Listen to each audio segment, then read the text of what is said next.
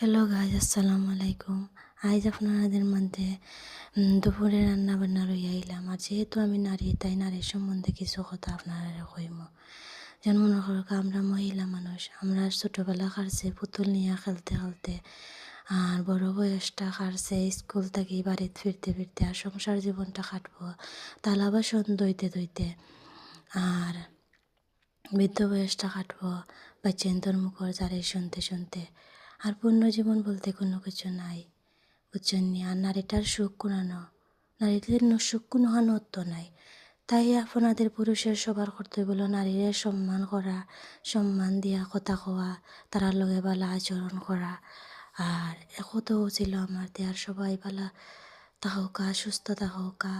আর আমার রান্নার ভিডিওটা যদি আপনারা বালা লাগিয়া থাকে, তাহলে শেয়ার করিয়া দিবা, সাবস্ক্রাইব করবা। বালা থাকা, সুস্থ থাকা। আসসালামু আলাইকুম।